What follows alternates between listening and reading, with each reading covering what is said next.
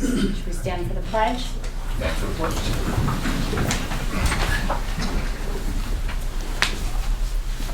Pledge allegiance to the flag of the United States of America and to the republic for which it stands, one nation, under God, indivisible, with liberty and justice for all.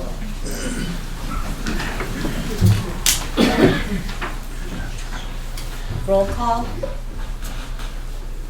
Moderano, Here. Armijo, Here. Spain, Rolo, Here. Norris, Here. Vioni.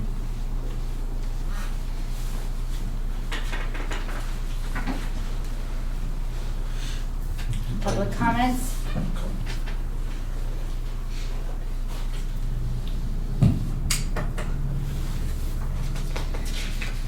Approval of the minutes. Okay. Move that we approve the minutes.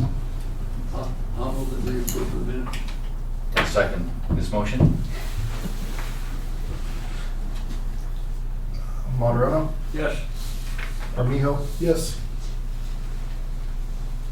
Rolo, Yes. Norris, Yes.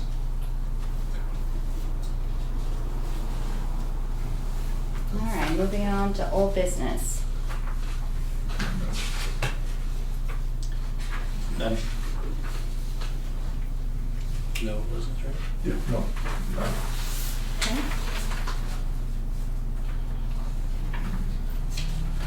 on to Public hearings. Yep. Just go ahead and read it off. Oh, okay. Yeah.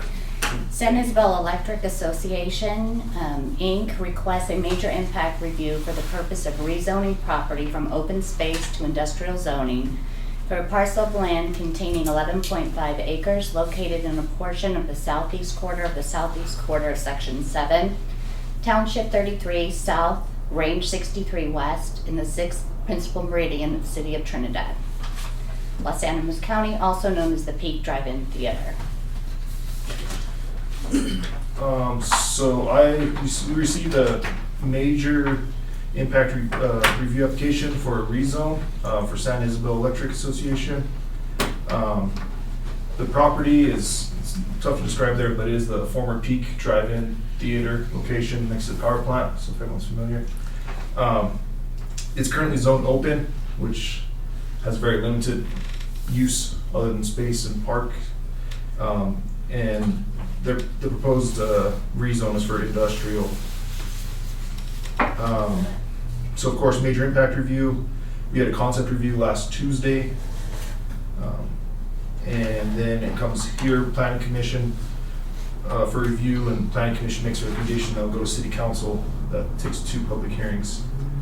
Some general observations. San Isabel is proposing to construct a new member service center and a new truck barn.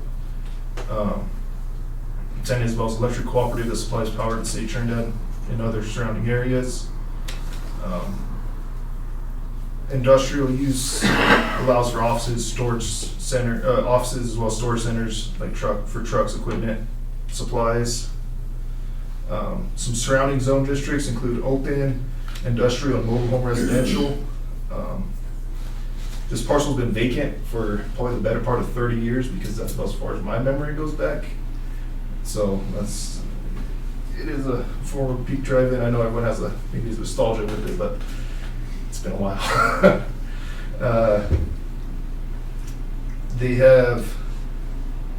They plan for sidewalk along the Main Street frontage where their office building is going to be. They've met the requirement for parking, and there's all city utilities are available, and of course electricity is provided by San Isabel. Ryan, just make sure he was clear with that. So rezoning criteria, the area of which rezoning is requested has changed or is changing to such a degree that is in the public interest to encourage the redevelopment of the area or new approach to the development. As I said, the lot's been vacant, non-operational for at least 30 years. The truck barn and service center are going to better help San Isabel with their customers, with the city of Trinidad being one of them. that a change in zoning will advance a more effective use of land in harmony with the city's comprehensive plan. The property is in a growth area, and some development is encouraged compared to just being vacant. The intensity of development in the new zoning district is not expected to create significant adverse impacts to surrounding properties or the neighborhood. The city of Trinidad Power Plant and the power, light, water, and water shops for the city, those are all adjacent to the property. They're all zoned industrial. There are some residences adjacent to the property in the form of both single-family homes and mobile homes. The site plan depicts an office building near Main Street, away from the mobile home residential area. And the home most adjacent to the property actually has a business because they sell water that could be hauled off to, county or anyone that has to haul water. The truck barn is located in the middle of the 11.5 acre parcel, and their space there should negate any real impact. Finally, public facilities and services are available to adequately serve the subject property while maintaining adequate level of service. There's plenty, the utilities run through the property, and there's no real issues other than the gas line that Sen is most well aware of, that they have to, respect the easement there. The findings, application is consistent with land use code, and the rezone will not negatively impact the surrounding neighborhood, and it's going to help carry on the industrial zoning in the area. The applicable review criteria for major impact review rezone application have been met, and staff recommends a recommendation of approval with the condition that the applicant must submit a building permit prior to construction of the property. That's all I have.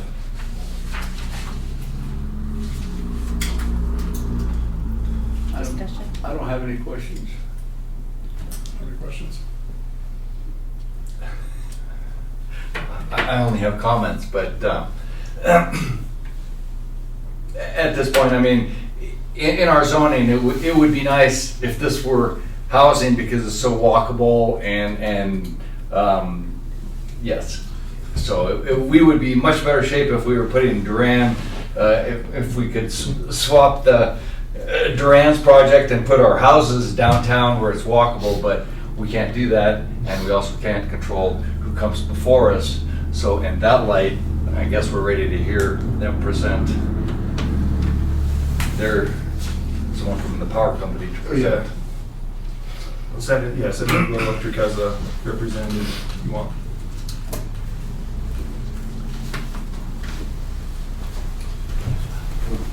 Good evening, Ryan Ellerton, General Manager, Sandsville Electric. With me, Michael Ostraro from HJF Architects. Michael's got some Trinidad roots, and Amy Hurdick-Smith, HJF Architects. With respect to your audience, you're addressing, of course, the group before you, but we can't hear you. Talking to Mike. Okay. Again, Ryan Ellerton, General Manager at Sandsville Electric. Michael Ostraro from HJF Architects. We're excited to acquire this property. Our goal here is to bring together our member service center that's currently across the street from this property and our operations center that's off of the El Moro exit, to bring those into one location, to construct a truck barn that's essentially identical to the truck barn along I-25 in Walsenburg, get our equipment out of the weather, help with our outage response times, and help with life of that equipment. Get all of our employees in one area that serve this region for safety reasons. Right now, our office is a bit away. Those ladies are by themselves. We don't see that as the best long-term solution. And just some efficiencies that we'll gain there.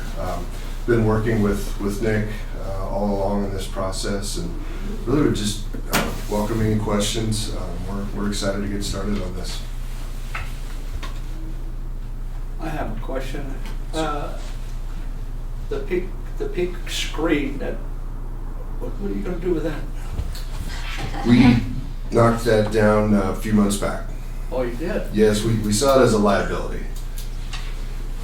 It was taken down at the end of 2023, actually. I thought it'd be a good poster board, you know? Billboard. We did think about maybe a monthly movie night, but it was really too much of a liability. Our insurance company didn't really want us to get into that business.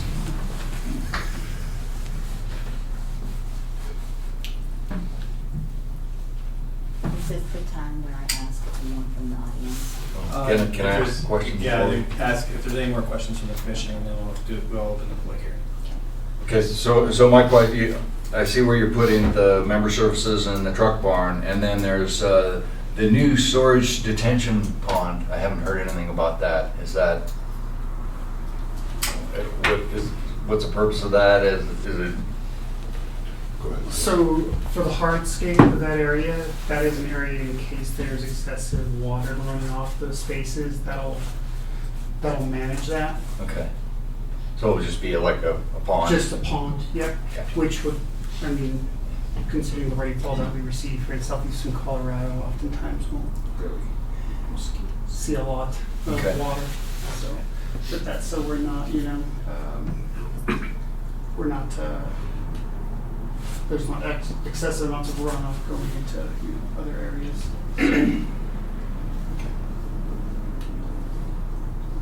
That's all the questions I have. Okay. I'm good. No more questions? I don't either. Your presentation at the regular city council meeting was very helpful, and I got to review your plans then. Thank you. So if you want to open the public hearing and take public comment. Okay. Is there anyone in the public that has anything to say for or against the project? And you technically open the public. Oh, I just have Okay. one Thing. comment. Oh, doesn't that Sorry, historic? can you Come up. You have to come up and say your name and and address for the record. I'm sorry. My name is Catherine Hook, 913 Tascosa Street, Trinidad, Colorado. Spelled H-O-O-K, my last name. And I just wondered if there was historic preservation value in keeping that drive-in. I mean, there are places in Colorado that still have a functioning, I think Monte Vista, as a functioning drive-in. So, I mean, did the city consider that before? Who sold it? Was it privately owned? And it was just sold to San Isabel? Yeah, it was Well, that- it was privately owned, and It- San Isabel purchased it. It didn't go through any kind of historic preservation review? No, and Or was it required to? No, it's outside of the historic district. So the national historic district overlay that applies. There was a historic survey that was done, and the buildings of significance were part of that historic survey. So without that there's actually the first step would be a local landmark designation that it could have underwent, and at that, there's no one in the community ever stepped up to do that. So at this point, the reuse of the property, there was never any historic survey done to document that. So it was completely up to the owner of the property. They were free to sell it to whomever they chose without any review by the city? Yes, Yeah. so historic designations are, the city takes a proactive approach with property owners. And so if a property owner wants to go through a local landmark, there's actually tax incentives for them. But the owner of the property didn't undertake that process. So the reuse of the property it was never designated historic, so never documented as historic. Okay. Okay, thank you.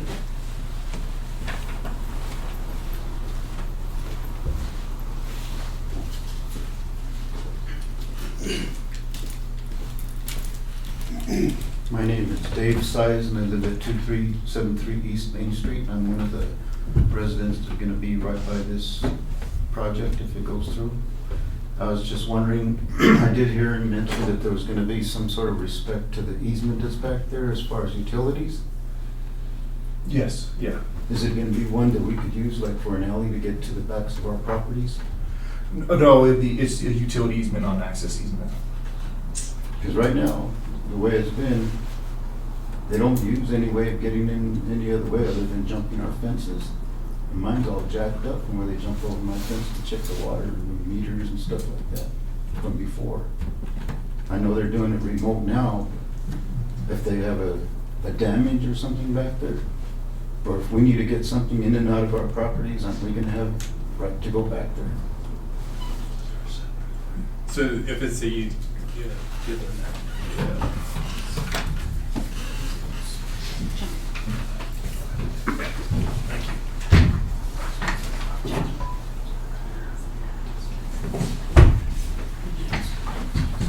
So yeah, the city, if it's a city easement, which it is platted as, so that's a city easement. So as a city easement, so there's a difference. What you're asking is kind of a two-part question. So there's actual access easements, which is for vehicular access for like trash servicing, is like a typical alley service. A utility easement permits access to the utility. So the city will be able to enter and maintain their utilities and services. Are you stating that there's a service connection though to the main that's in that easement to your property? My water is right back, like 1 or 2 feet behind my fence. And I think there's a gas line it might be farther away from that water line. And from what I know from way back, there's actually a sewer line going back there somewhere. Okay. Thanks for your comment. Yeah. Appreciate it.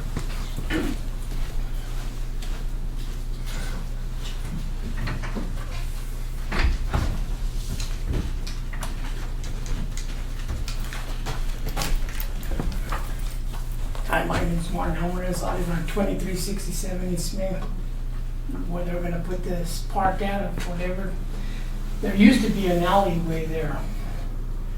And in my opinion, all the neighborhood used to drive through that alleyway. Mr. Moderano, when he used to be a trash man, he used to go through that alleyway. And then one day, not to change the subject, but the neighbor that used to run the water plant cut the alleyway away from the whole neighborhood. So that we used to be able to drive through the alley, go through our backyard, and we never had a problem, you know. But now, since they shut the alley off, like he said, it's been a while, it's been there.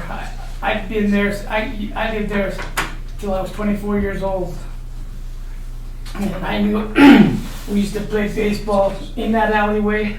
We used to play football at the power plant. You know, we used to do a lot of stuff in that. We were active in our community, in that area. Is the alley still open right No, now? it's been closed because the guy that owned the water house there blocked it off from everybody. And see, there used to be an alleyway that went through there, and there used to be a gate at the end of the thing that John Sawaya put in. Because John Sawaya is the one that allowed everybody to play back that way in that area, as long as everybody didn't destroy anything. But the fence line was there for the drive-through to go to the box office. And from that fence line this way was the alleyway. And then all of a sudden, when I took over my mom's house, I went down to the Amtrak to find out who owned that property. Nobody knows who owns it. But where Archer Hill is now living, taking care of the water things, he owns that property line. And they left the fence line in his area that he owns that part of the alley. And how he said somehow down the line he bought it, but why didn't none of us get involved with that area when we needed that? You know, like we know we can't build on it because there's a water and sewer line, gas line in there. And also, when I grew up, John Sawaya put a sewer line in there, but nobody could tell me where it's at. And that whole neighborhood is on septic tank. I spent $10,000 to put a new septic tank in my property that belongs in the city. But the city won't go toward anybody in the neighborhood to put the sewer line in there because they say they don't want to hook at the power plant because they don't want to put a water pump to pump the sewer up. Now you tell me that alleyway should belong to each one of us that owns that part of the land.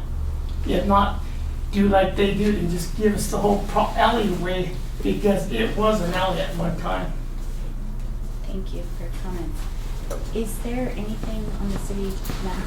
Yeah, so was finish up public comment and then Oh, address it. is there any other public comment?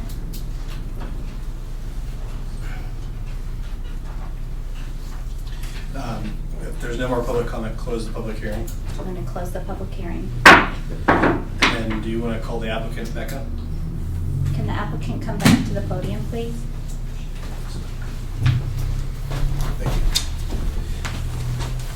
Do you have that side? Yeah, we do. Okay. So I think the question around and so there's a platted easement there, but it appears that the water line doesn't go all the way there.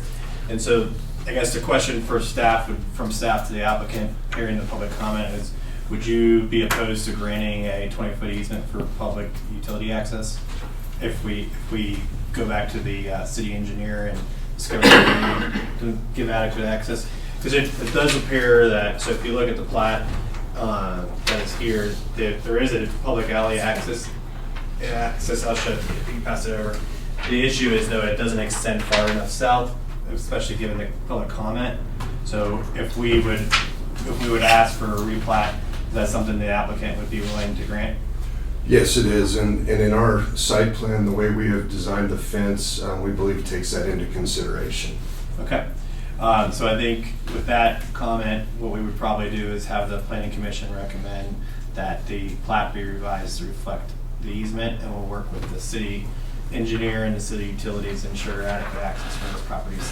Do you have an extra copy of the staff comments? Because I don't have that. Would you be okay with that recommended finding? Yes, we would. We definitely want to be a good neighbor and respect the neighbors' access that have been there for a long time. Okay.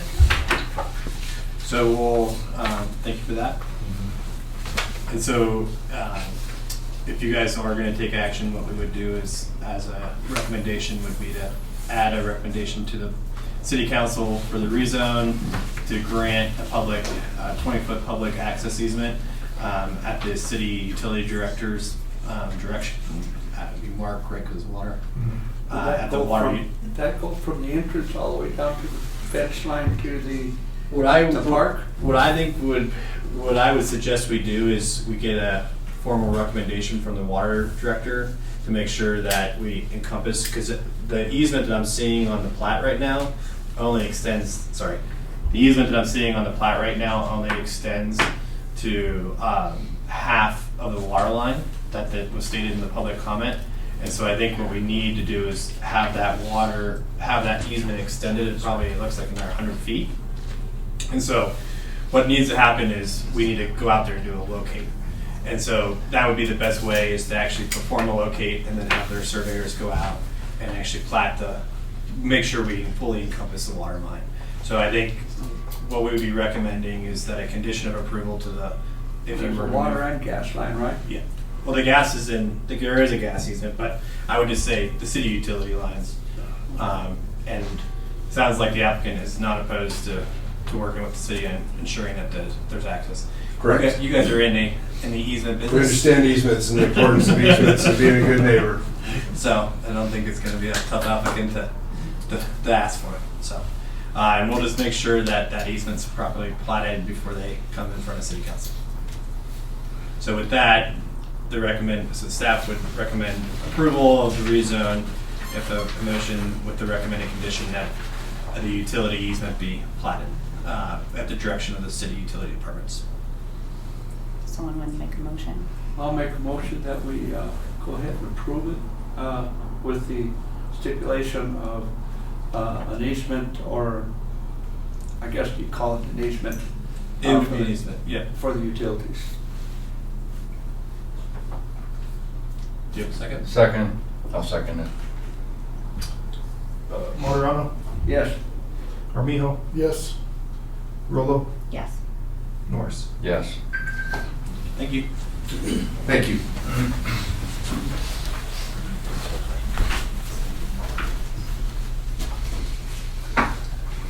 Move on. Okay. When I do this, do I have to read this entire legal description? Yeah, so if you wouldn't mind. Okay, that's fine. So moving on to B, Planning Zoning Variance Commission obsolete PUD hearing is going to hold a public hearing to review the previously approved planned unit development known as the Country Club Ranch Filing 2 PUD, aka Eagle Rock PUD, and determine if it is obsolete.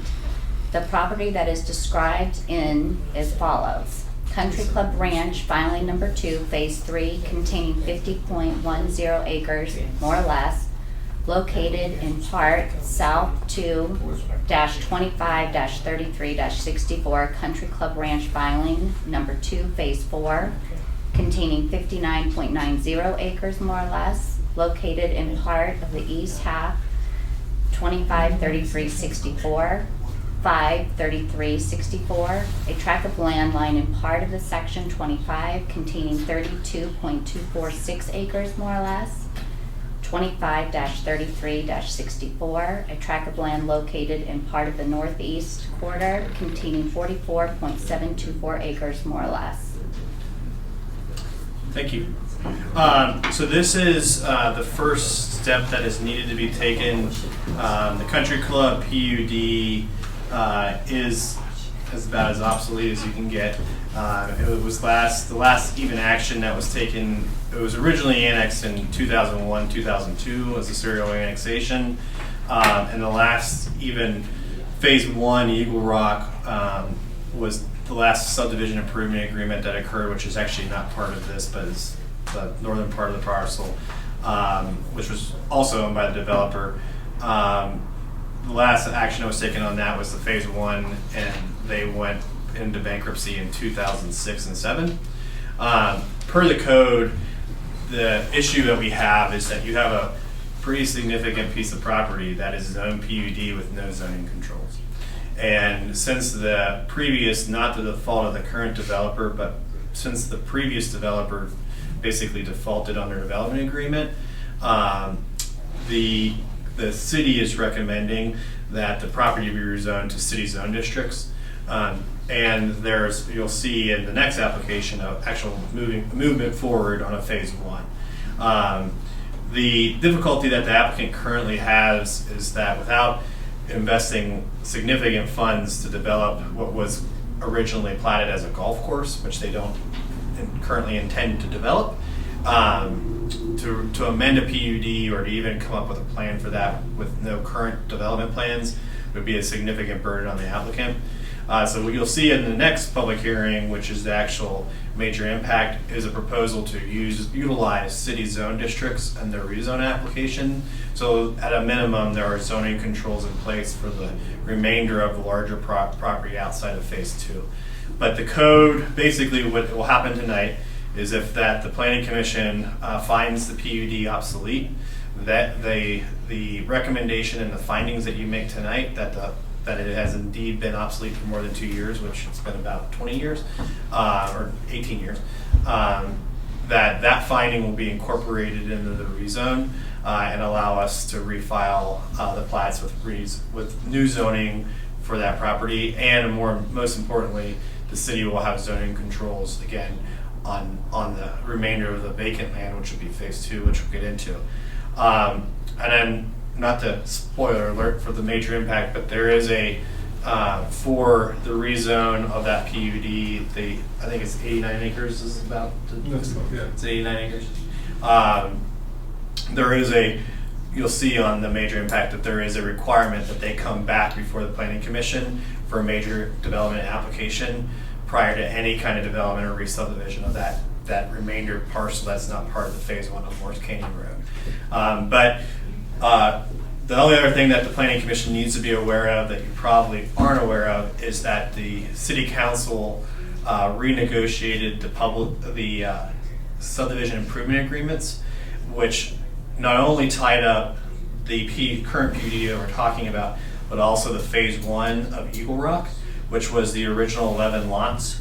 The difficulty with that phase 1 that was platted, half the infrastructure is already in the ground.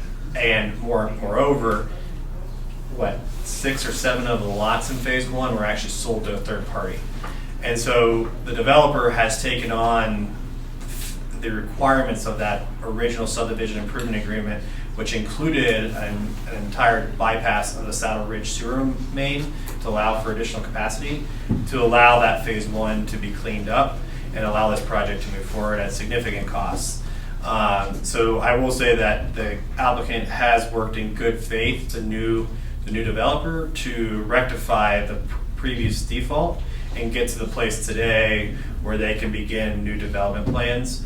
And basically, we didn't want to materially affect the current owners of the phase 1 of Eagle Rock. So we're trying to the developer's trying to do the development in a way that doesn't basically have to loop in or make obligations to the people who bought in that first phase. So with that, just be aware that there was already an approval to clear up the previous defaults under the other subdivision improvement agreements and annexation agreements, and a new subdivision improvement agreement will now be in place if approved going forward for the major impact that is the second. So with that long-winded explanation, what we're looking for tonight is a finding from the Planning Commission that the PUD for the Country Club Filing 2, aka Eagle Rock PUD, is obsolete, and that will be as part of that, your recommendation will carry through to the rezone ordinance in front of planning, or sorry, that'll go in front of city council if it is rezoned at your second meeting, or your second or third agenda item for the night. Okay. Clear as mud? Yeah. Open to public comment? Sure.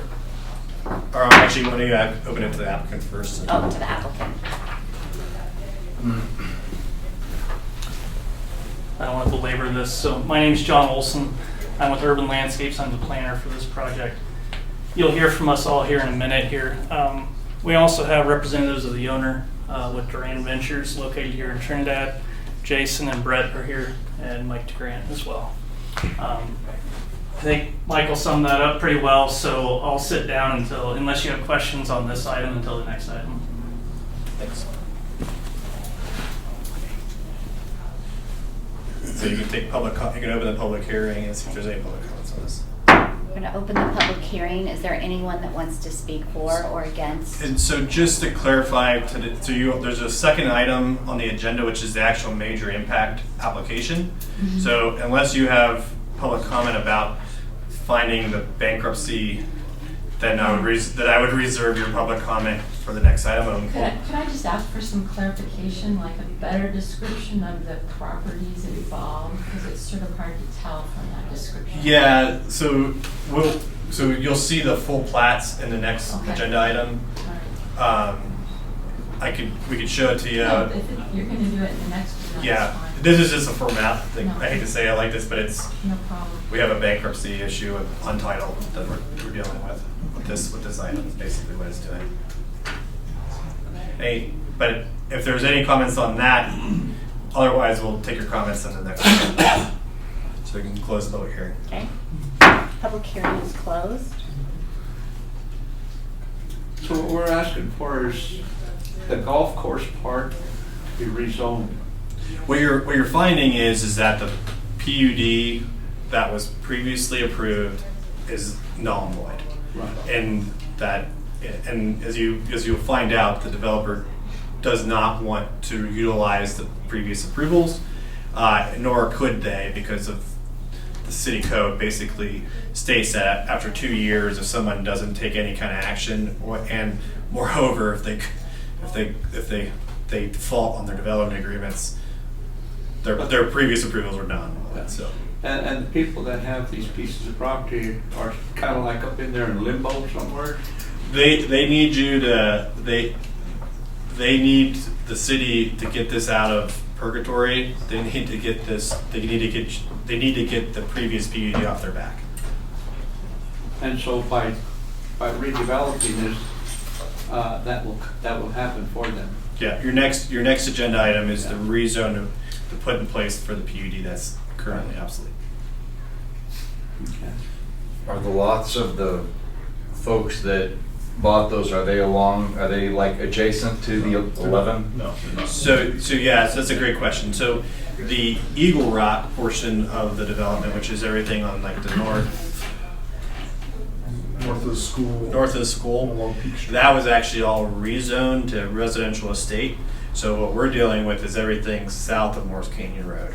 That was the golf. This is actually the country club portion of the development. Is the portion that's still zone PUD. That, and in fact, the zoning controls for the PUD were never even acted on. So right now you have just a whatever purple colored parcel that has no zoning controls. So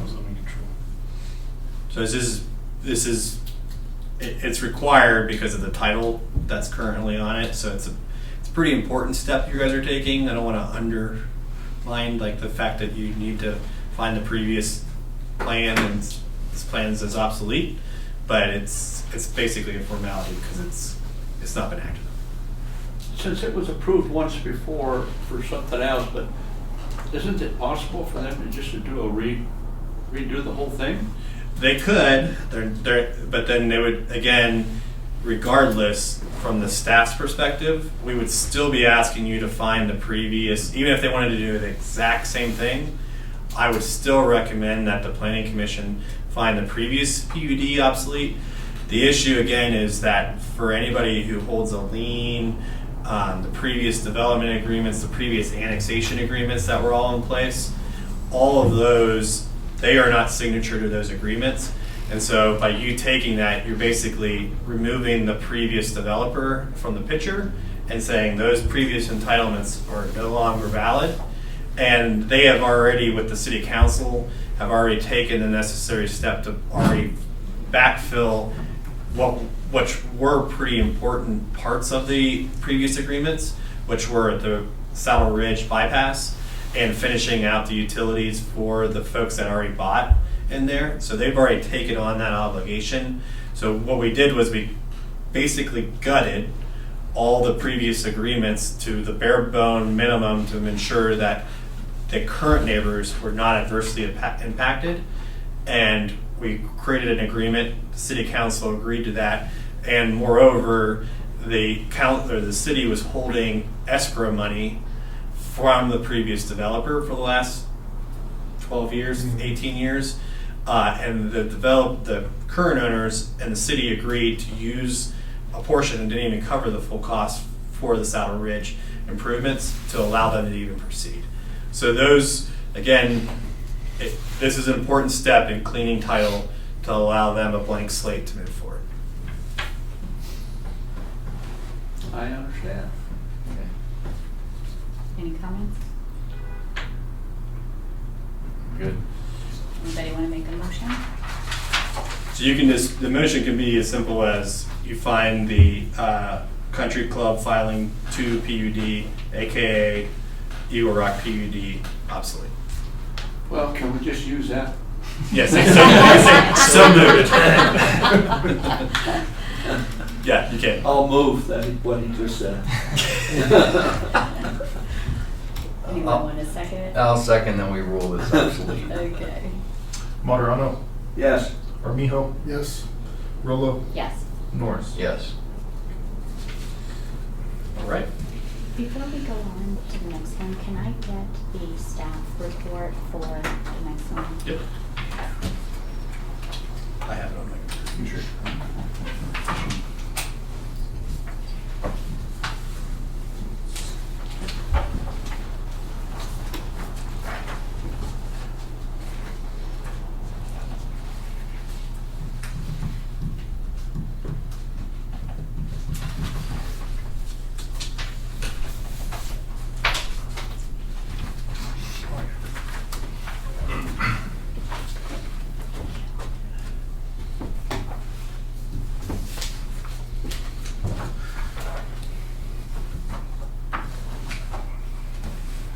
Okay, so moving on to C, Duran Ventures, 2024 Subdivision 3. Duran Ventures requests a major impact review for the purpose of major subdivision and rezone for Country Club Ranch filing number 2, Phase 3, containing 50.10 acres more or less, located in part of the south half 253364 Country Club Ranch filing number 2, Phase 4, containing 59.90 acres, more or less, located in part of the east half of 253364, 53364, a tract of land lying in part of the section 25, containing 32.246 acres, more or less, 25-3364, a tract of land located in part of the northeast quarter, containing 44.724 acres, more or less. All right, thank you. The applicant is being represented by Urban Landscapes, who we'll hear from in just a second. Duran Ventures, under the holding of Red Tierra Holdings LLC, is the applicant. So what you are doing tonight is the first step of the major impact subdivision for the phase, what we're going to call phase 1 of the Rancho Estates major impact development. Again, this development is a little unique in that the previous developer, as we just discussed, had an obsolete PUD not at the fault of the current owner. Basically, the current owner is trying to rectify the previous default from the other developer. So I will say, just because of what we're dealing with in that manner, that I will say that the applicant has worked in good faith with the city thus far, and clear, like I just talked about with the sewer main and Saddle Ridge. I keep calling it Saddle Ridge. Saddle Road. Thank you, Saddle Road. There is a Saddle Ridge in my old job. Saddle Road to allow this development to move forward, and also to take on the obligations of the previous developer for the Eagle Rock subdivision to ensure that those properties up there are not adversely affected. Currently today, what you see in front of you is a it's 11 lots, right? Yeah. 11 lots along Morris Canyon Road to be platted residential estate, and the remainder, approximately, it's at 89 acres. Is that right? I think it's actually a lot more than that. 170 acres. Thank you. To be rezoned into several different zone districts. Nick's going to hand out actually a colored zoning of that. What's important to understand is that phase 2, which you're being handed out tonight, there are no development plans for that section of the property, but they are required because it was previously zoned PUD to assign city zone districts. I'll let the applicant discuss why they currently picked the mix of zones in there, but I will briefly state that the idea is that the property be developed in a manner that has a mix of uses, commercial along and a little bit higher density along Santa Fe, with low to medium to low density as you move further into the site, and also along Morris Canyon Road. Let's hand out a couple of these to the audience as well, if there was questions. I'm gonna, if you wouldn't mind passing this out, thank you.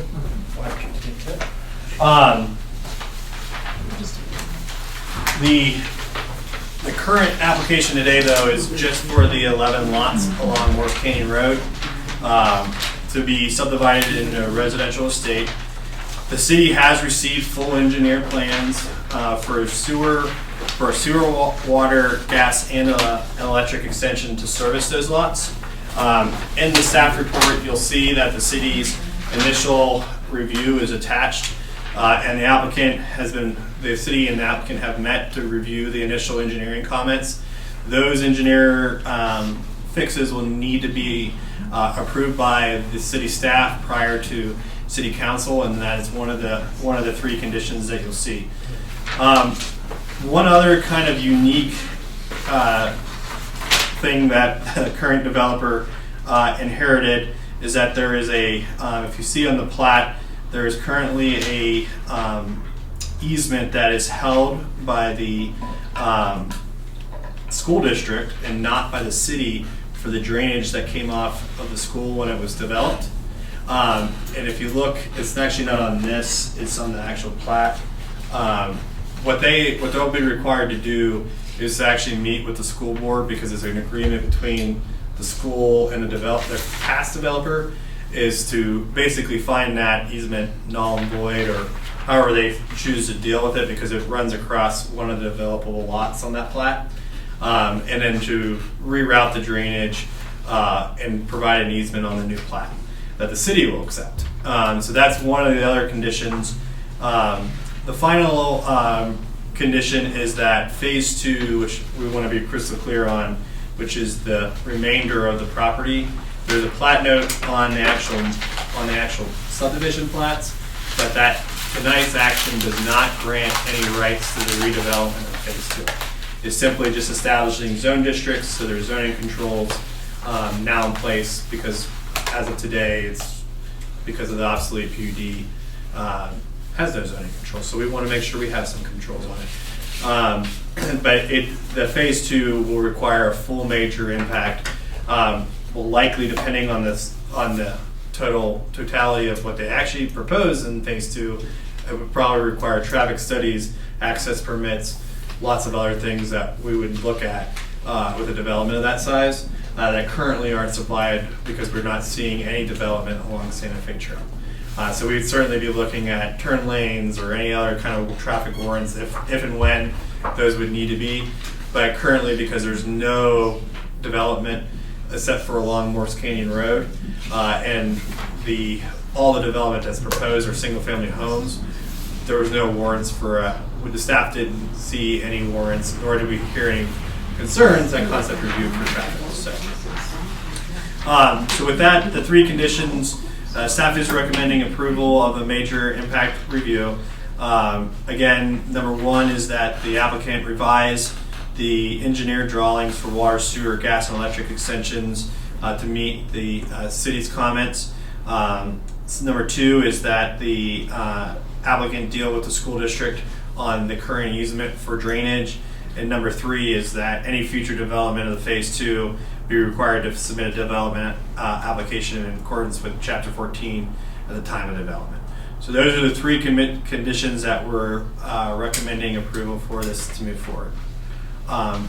Any questions for me before we hear from the applicant?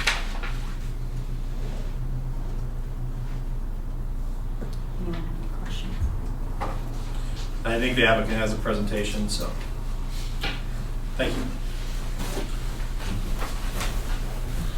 Would you want to pull up, John? There should be a PowerPoint. That'd be great. I'm trying to see which one it might be. Let's see here. Let's go with that one. Yes. Well, you got a fun screen too. I need a fun screen. Oh, no. Well, maybe not this one though. As I mentioned, my name is John Olson. I'm a planner and landscape architect for this project. It's a fun one, in particular because you have a developer that's from here and cares deeply about your community. The Duran family's been here for quite a while. Ray and Christine were not able to make it this evening, but as mentioned before, we have Jason and Brett and Mike here, and then myself to represent this project. Sorry. As it's pulling up, I can kind of just talk from somewhat of the map that you have. The property was, as mentioned, planned for a golf course. Probably back between 2001 until the prior developer went bankrupt in 06, 07. That golf course, like a lot of golf course communities and envisioned golf courses across the country, the market for those slowly dropped off. And it was about, let's see here, I worked on the closing of a golf course in about 2008. So it was right around that time, that recession, that market started to really dwindle off. And that has to do with a lot of things, whether it's water, whether it's demand, etc. But the important part of that is the intention of the overall development was going to have a mix of uses, which would have the old plan from the country club that'll come up here.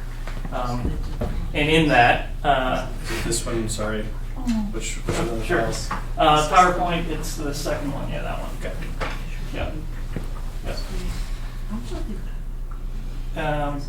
Does everybody know where this is located? I should start with that, with the vicinity map. Okay, so Can you guys see the screen? okay. The property's south of downtown, yeah, mostly on the south side of town. Intersections with Moores Canyon and Peak Street, right? So that's kind of the northern portion of it. And then Santa Fe is on the west side. This property has tremendous views of Fisher's Peak and the Spanish Peaks. And so not so much in this plan, but phase 2, kind of the visioning of that, those are really important because we really want to capitalize on those and make them great public spaces and great for the users. If you want to go to the next slide. You can see the aerial. Most of the property is without trees, kind of right in the middle. There are a decent amount of trees on the property. Some are good, some are not. We'd like to keep as many of those and work around those. That's the landscape architect in me to go in because it is a good mature landscape that's there.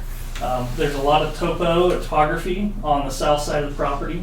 And then again, where Moores Canyon is coming in, kind of toward the top of your screen. You'll see Fisher's Peak Elementary, and if it helps, I'll walk away from that. Don't touch the screen. Right in there. If we do, it just does things. Yeah, no, I know these screens they're fun. Sorry.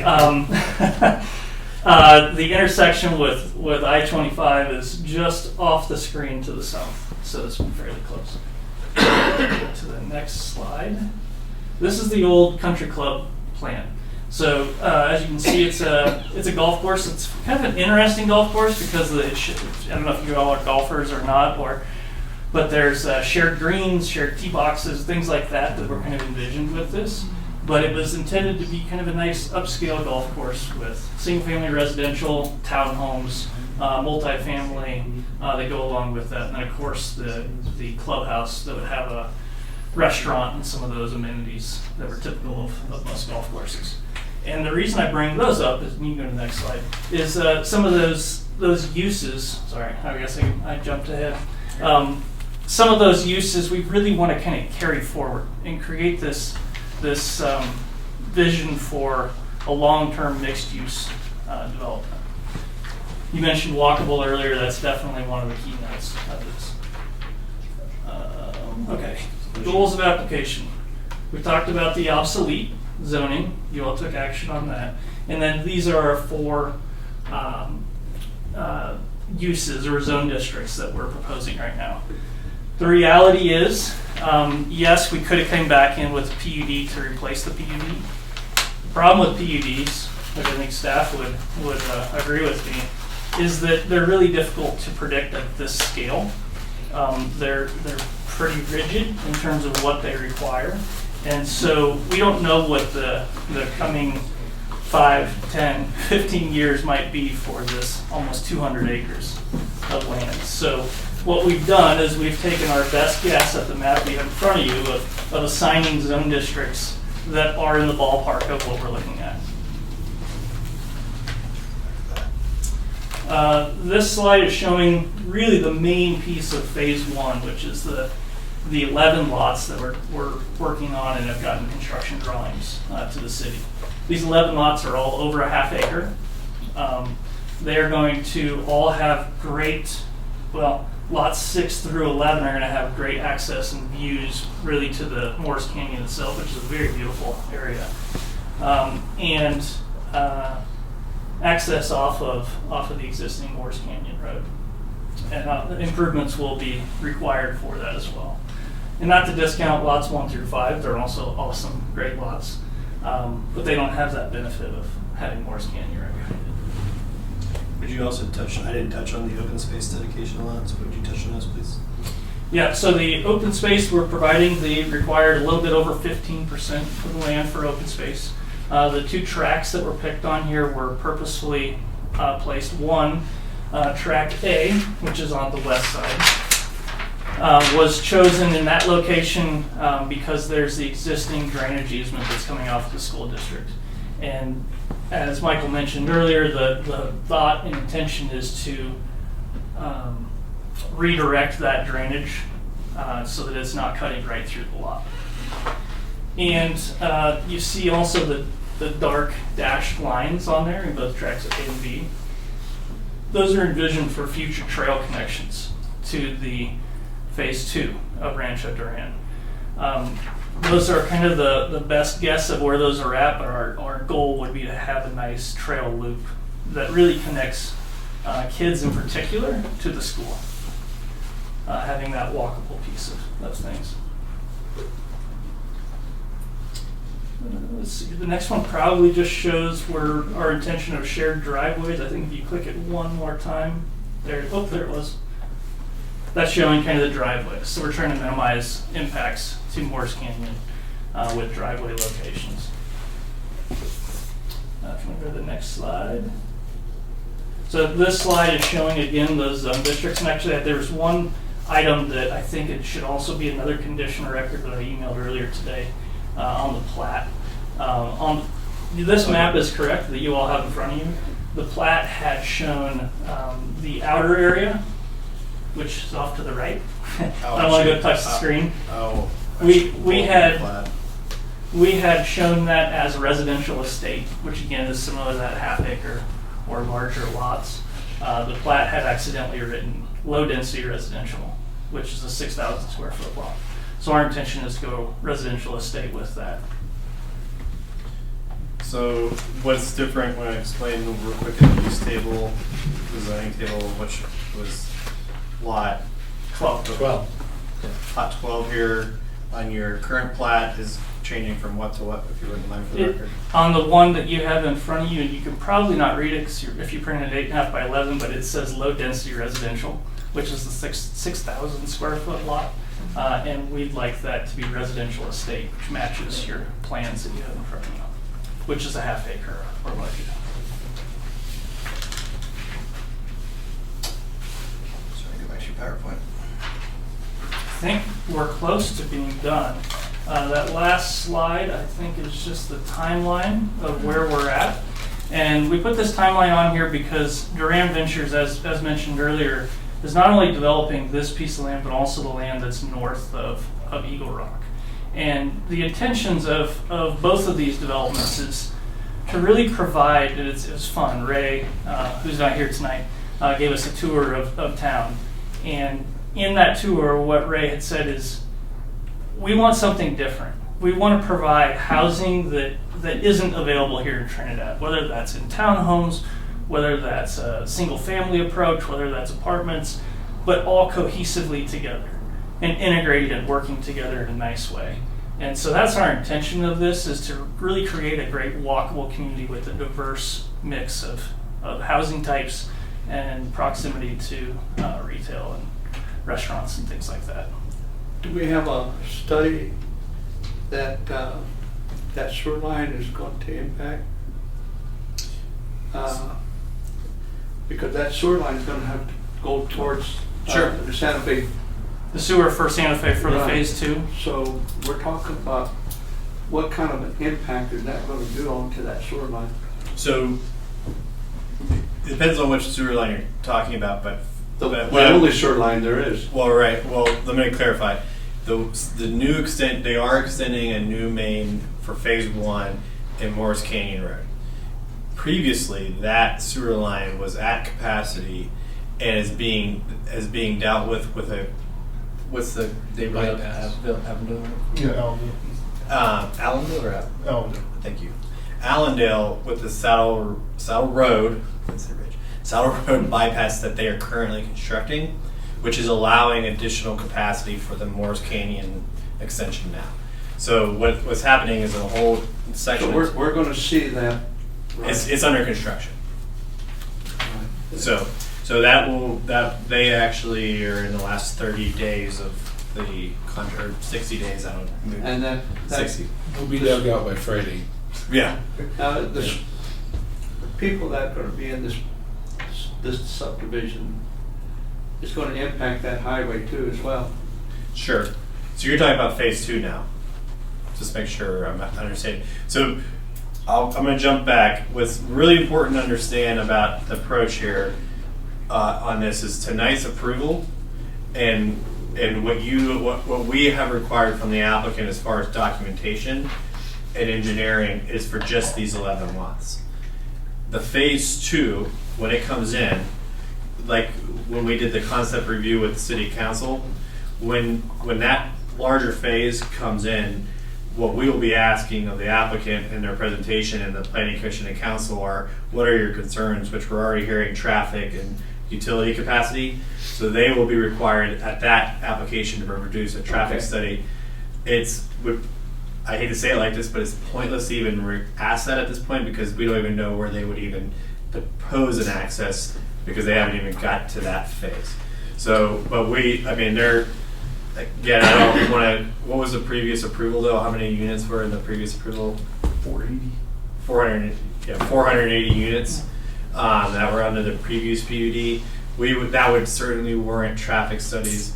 That definitely warrants a secondary access. And it could even, on Santa Fe Trail, warrant turn lanes, intersection improvements, etc. So we would be asking at the time of phase 2 for those to be included in a submittal that you will review. But at this time, again, their goal is to get some product on the market again and to more or less clear up the previous default. Yeah, and I'll just add to that. You'll certainly see us again for that area, and we don't even know that the zoning that we're putting here. These are just our best guesses. We're assigning existing zone districts to these parcels, but there's more than likely a chance that portions of this, if not the whole thing, but probably portions of it, will be rezoned to PUD with multiple applications because it is a large piece of land, and to do and make a guess of all 170 acres of it in a PUD fashion would be futile. Do we see out in the future maybe some townhouses and condos?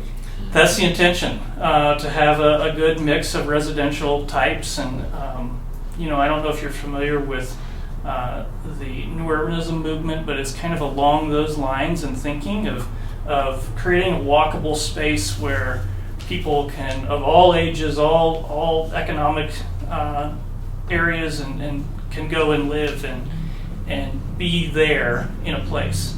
I live in such a neighborhood in Colorado Springs, and it's not uncommon. In fact, I've got 2 friends who have owned more than 2 houses. One of them is on their 3rd house in the same neighborhood.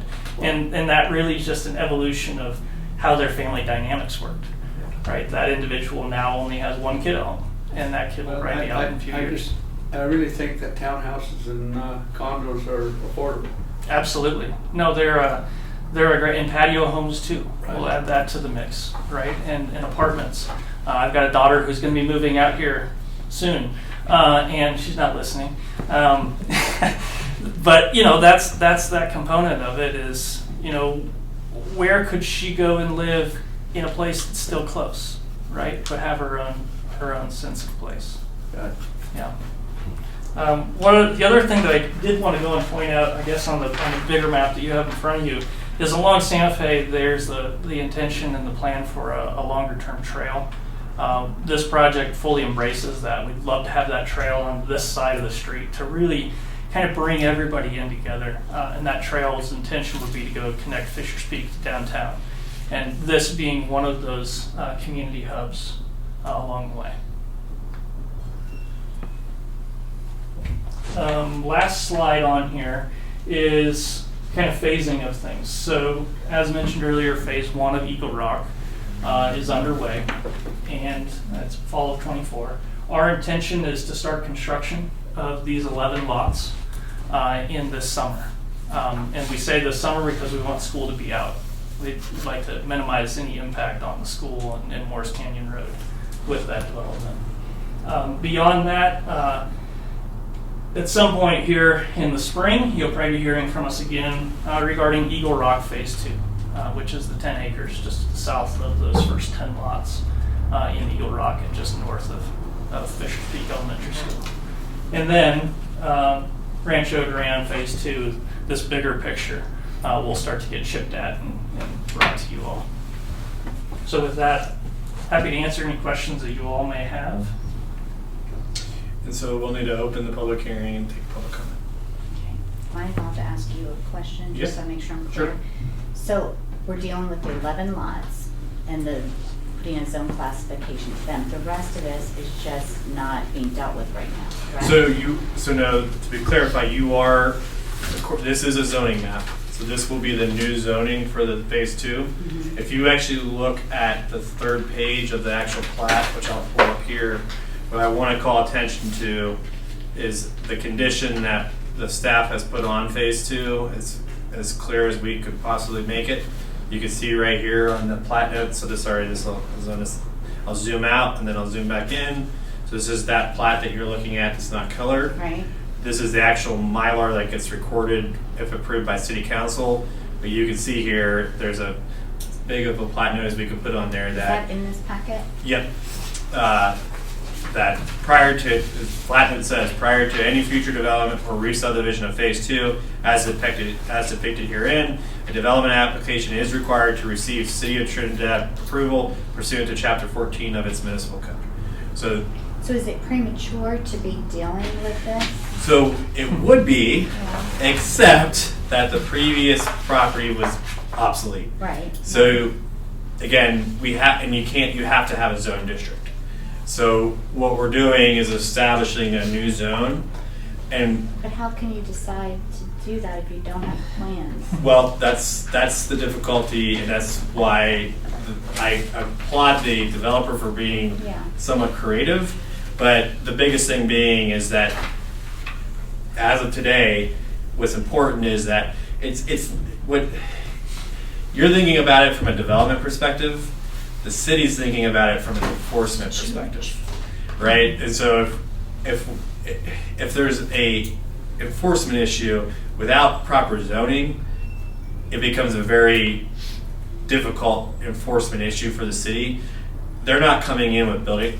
They literally cannot because of the approval they're getting tonight. Mm-hmm. So they're not coming in with development. But if there was a trespass issue, if there was like a weed issue of like noxious weeds on the property, without zoning, the city's in quite a predicament because zoning is a police power, and so we want the city, from the city's perspective, we want this property to have existing established zone districts platted on it. Right, and that's why we're going through this process of phase 2. And I will say that, absent again, not the fault of the current developer, the fault of the previous developer, had this, if all things being equal, this would still probably not be annexed into the city, and it would probably still be zoned agriculture in the county, right? And so they would have to go through the annexation process, etc. So I'll be honest with you, it's the first time I've dealt with something like this in my 20-year career as a planner. But what I will tell you from 20 years of planning experience is the city absolutely wants a zone district on top of city properties, or city, Right. they're not city property, but annexed So property. It may be my eyes, because if you notice, I keep putting my glasses on and off. I don't see it on here, and I couldn't find it here. What are the approximate sizes of these different? Sure. Yeah, so if you go to the first plat here on the page 1 of the actual plat, you'll see that there's a zoning control table. Yeah, I can't see any. It's not your eyes. Okay, okay. The plan is small, and I can read those to you because I actually wrote them down earlier. Awesome, thank you. Let me find those. So in the lots 1 through 11, and I don't know that The lots 1 through 11, I've got Okay. that. I'm more concerned about, because of. phase 2. Right. Okay, so 'Cause phase. even though we're saying we're not dealing with phase 2, we are dealing with phase 2. You are You have assigning to zones. assign a zone district. Right, but yeah. right. So phase 2, let's see here, the piece that's right along Santa Fe, the Okay. larger piece, that is 24.002 acres. The community commercial Yeah, section, so that's okay. 24 acres. The high-density residential piece is 9.93 acres. So that would allow for how many units? So I think your zoning code allows Like for up to 32? 25, if I'm not mistaken, units per I don't know that acre. off the top of my I head. think it's 25, that sounds right. 25 units So per acre, so you can so have a lot about of. so about 10 acres, so 250. Okay. Medium density residential. Can I ask a question? Oh, of course. Why did you come up with that number? Is your intent to put in 250 or high density units in that spot? We don't know. In fact, I mean, the intention of kind of the bigger picture of the plan is not to necessarily have just commercial and just high-density residential, right? Right, but if It's we're intended to be assigning- integrated as a mixed use, but that would require a PUD piece. And we're way too premature to go and get to that level of detail that's required of a PUD. Right, so then why are we assigning zoning to that? If that's not the intent, then they'll be coming back to change it. They do, again, they absolutely, with their phase 2 application, have to go back through a rezone, a re-subdivision, and a major, which is major impact. Again, the issue is, But if they don't, they would have that high density. no, they don't. acres. So again, the recommendation you're making tonight is absent just the overall, basically it's an overlay on here of zoning. But prior to they can't even pull a building permit for phase 2 based on your approval tonight because of that plat note I showed you previously. Right, but if we approve it and they make a plan that's within these, it's done. So so do you want to talk? No. No. So it still has to go through site planning, Yeah. site plans, which would come to you all. Mhm. What our intent was, I mean, we could have just gone and said, hey, medium density residential for this big bubble, right? But our intention was to be basically upfront with you all in the city of saying, hey, our intention is to have a large mix of uses. And that'll have a commercial piece, that'll have a multifamily piece, that'll have a residential estate piece, and then more of your typical residential neighborhood. And when that's kind of as we've broken it out. So that's kind of the bigger picture of how that works, and that really ties in all those pieces that were in the existing obsolete country club. So, this is not directed at you, but I do have a question. If we pass this and give it this zoning, city council passes it, if them, or if they say they sell the property to someone else, they come in, they will now have a use by right. If they choose to do that, it's there and they could do it. If So no, it's not, so I'll be real clear. Okay. There's no use by right, just Why? for the public record, because as on the plat, as the condition of your approval tonight, you're saying they don't have a use by right. Again, I'll go to this. Okay. So I'm what's the sorry to be a pain. I No, just no, wanna it's- understand no, it. it's It's a good question. No. It's this- been complex, and so going back and forth with Michael to understand really where their heads are at, where our heads are at, we finally kind of got, it's taken a while. We actually had a Friday 8 a.m. phone call about this exact point. Okay, 'cause See, I'm- I told you. Sorry. About how we. No, you're No. We literally met at last minute at 8 o'clock on Friday morning to discuss this exact point because I knew this was going to be the concern. And Danielle Which would is- be the one. No. But I know. I think it's legitimate. Like you're Because if that note wasn't there, then that would be correct. you would be correct. Okay. Yes, and it's very. I mean, again, it's like. I mean, hypothetically, I'm not saying if we were not specifically if you do move forward with this, if your recommended condition and council's condition wasn't that phase 2 absolutely has 0 entitlements beyond just the overlay zoning that we're placing on this, you're correct. Like hypothetically, someone could purchase the community commercial piece that's zoned and build a giant whatever on it. Okay. Right? And we're being very deliberate and saying, no, that's not the case. You absolutely have to file a major impact. You can't even build a single family house, one house on this whole property without coming back for major impact. So we thought very long and hard about that, and they have agreed to that condition, and that's why this note is on here. And can you read me that note again? Yeah, so it says the plat note on. So I'll just zoom out to this sheet because this is. Oh, here, he's got it for me. No, you're fine. Just because they're still public here. What's important is I want to just show you this. This is the actual. So what's important for the public to understand that this is the actual filing that occurs for the public record. So this is the land use filing. It's a plat, and there's 4 pages to this plat. So the first page, as you can see, has all the plat notes. Specifically, that's of interest to also the Planning Commission is that there's a subdivision improvement agreement that'll be part of this, and there'll actually even be an open space agreement for tract A and B. I'll explain that here in a sec too, because I'm sure you'll have questions about that. But then you can see on this table right below there, that is the zone district table. That is the assignment of zones. So then the first, sorry, it keeps jumping on me here. So sheet 2 is the actual, describes 2 phases. So you can see phase 1 is the 11 lots and phase 2 below. And then this plat is really the meat of the application today, because this is the actual subdivision, and this will be the actual new legal descriptions for those 11 lots that they will be basically, your approval and city council's approval will allow them to sell. So they'll have to do the subdivision improvements to make those lots buildable, but once those are done and complete, you guys are basically saying today we recommend approval of just these 11 lots. Yeah. The other thing that's on here is you can see this black shading. Morris Canyon was previously platted wrong and been built in a different location. So it also fixes that, which is part of, and you can also see that there's a, it's really hard to see, you want to talk about squinting. There's also the other condition that we're talking about, which is this rectangle is the school district drainage easement, which would basically render lot 5 unbuildable. So they have to, they are going to get a document from the school district, because that easement is not, the city is not party to it. Can totally. Well, let me go through the explanation, and then you can. And then last but not least, to your concern, phase 2 then, what we discussed on, again, was how do we deal with this entitlement issue?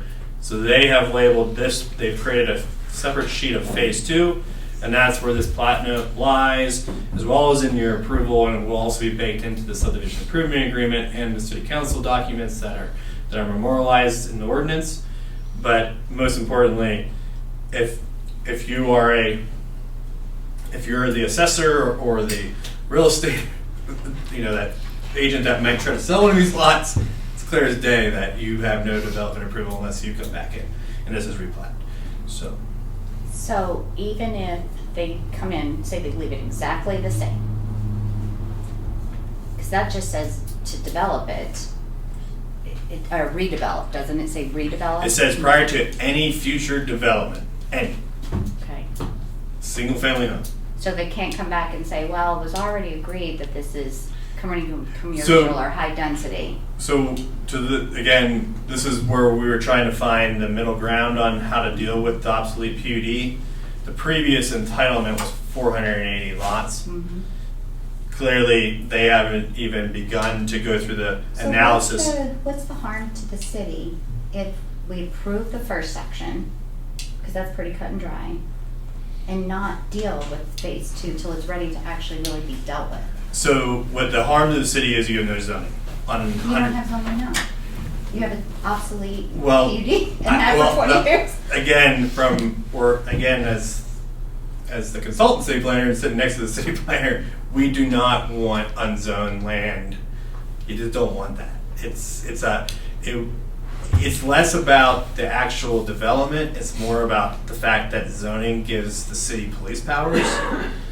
Zoning is a police power, right? So when it comes down to, like, if bad things happen, this development did go into bankruptcy again, like, having zoning and police powers is a very statutorily powerful thing that if it doesn't have zoning, we don't have. So I would not recommend to ever not have annexed land zoned. And we did talk about, do we zone it agricultural? And I think their explanation is, no, they want to establish the fact that they do intend to come back with a mix of uses. But our agreement is, that's great, but you have no development rights, period. And that is why this is in front of you in this capacity. So I do understand, and we put quite a bit of brain power around, like, well, how do you do that? And this is where we landed on is they're agreeing that, because hypothetically, if you go back So we can take this even a step further. I don't even want to go there, but I'm going to go there. Technically, right now, there's 3 tracks there. They could, under statute, because it's over 180, they could actually come in and do 35-acre non-statutory subdivisions in there and develop it. And they're waiving that right tonight by agreeing to this plat. So I mean, there's a give and take a little. I mean, not that you guys should do that. Yeah, and you're just so your questions are exactly the questions that we've been asking. So I mean, don't think that this is rudimentary questions, because we ask the exact same questions. So it's actually kind of refreshing for me to hear you ask the same questions. But Jason, did you want to say something? I had some comment about the easement for the school, but I'll wait for Michael to clear up the zoning district issue or comments. I think I'll just leave it at this. I mean, we share the same concern, but I have, again, given the history of the parcel, and I can point to a different subdivision that currently is still in default, and you can see what's like I've been in council meetings where neighbors come and complain that X, Y, and Z is occurring on that property and they have no police powers, and it's a very difficult situation for the city to deal with. Think about that situation versus now you actually have something here instead of without the. I understand. Okay. Yeah, I totally get it. Yeah, I struggle with this, but I also, if not for the other one out there, I'm like, yeah, we do need to do something. I mean, they have a situation where people drive cars and throw trash on their ground every night. Or not every night, but the gentleman has come in that subdivision. So we want to have zoning, we want to have police powers, we want the city to have control, and take, if something arises, we have statutory controls that we can do we can do what's allowed under statute with proper zoning, right? Which we don't have. Right. So. Thank you for taking the time. Of course. No. It's this has been like I learn something new every year now. So I'm really excited about this project. I think it's going to really help the housing project that we're having here. I think it's, I know it's a big task for Ray to be handling, and he's up for the handling, and it looks like he's on his way to do the right thing. And what we're doing tonight is we're doing them 11 partials tonight.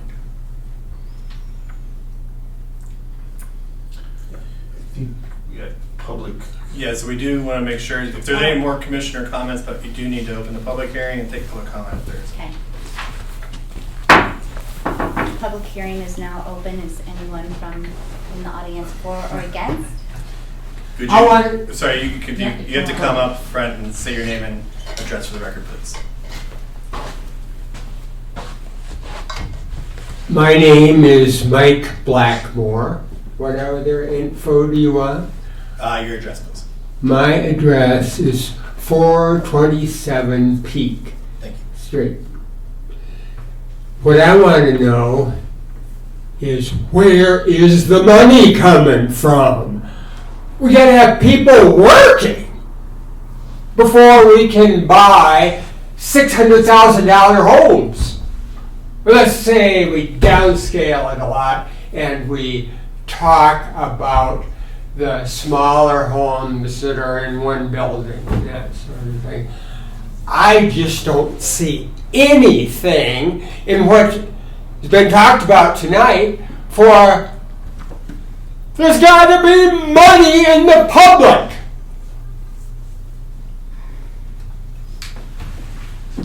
That's my question. Thank you. Any other comments?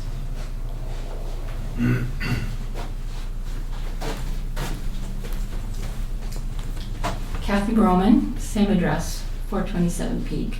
I was I was relieved to hear that there was, what, 15%, is that open space? Just because it is a beautiful area with lots of trees, and the Morris Canyon is a really pretty area. So I was relieved to hear that. I was a little worried because the model home that they're building on Peak Street, there are no trees left. So I'm happy to hear that you're planning on leaving more in this part that's being developed. And I realize that you all have nothing to do with the economy, although there will probably be more jobs building the homes. So hopefully. Thank you.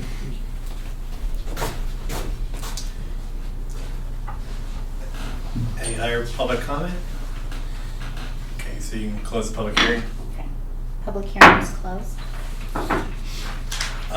You can typically ask the applicant if they want to address any of the public comment.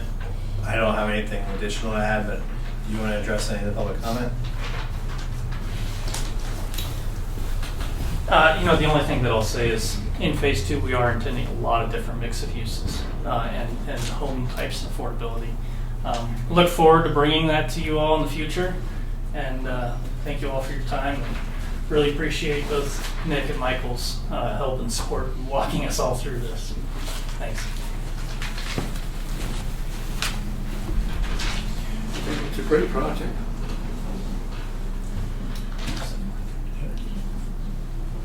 John, do you have any comments? Oh, no.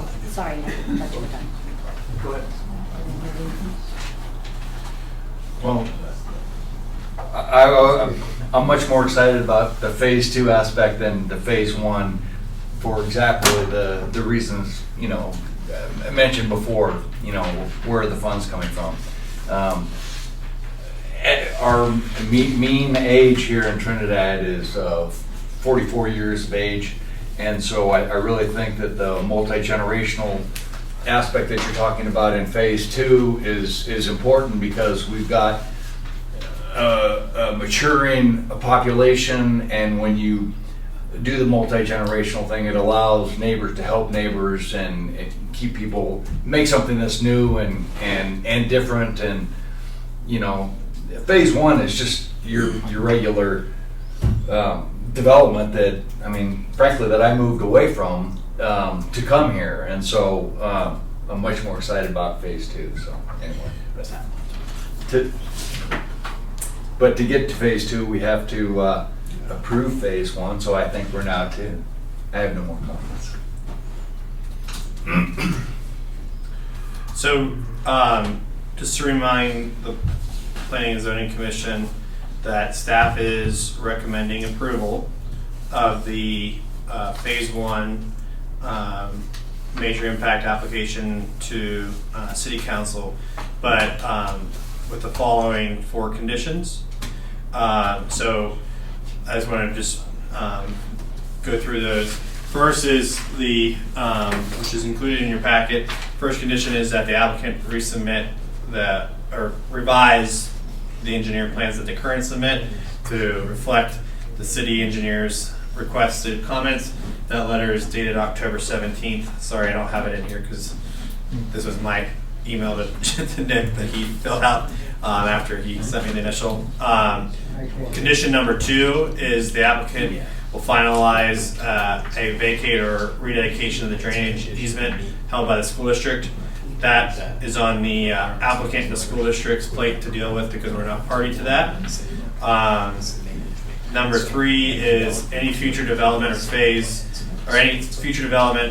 subdivision of phase 2 is required to submit a development application in accordance with Chapter 14 of the Municipal Code, which deals with the big issue we discussed tonight. And then the last is just for the public record that the new plat that was submitted tonight, that specifically the only change on that plat from what was in your packet is that lot 12 is residential estates.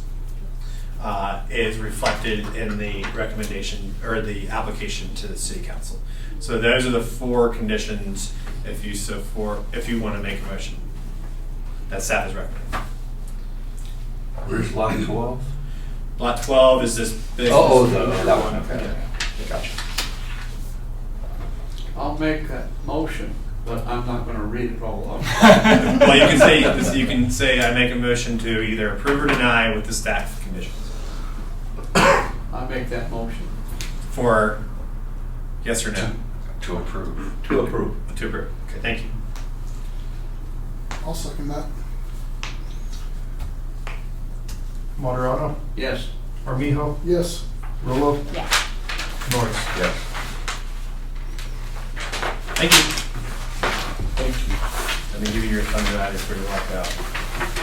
Good luck, guys. Thank you. Thank you. Sure, we'll see you again soon. Yeah, we'll be back. Thanks, sir. Thank you. I was just going to tell you that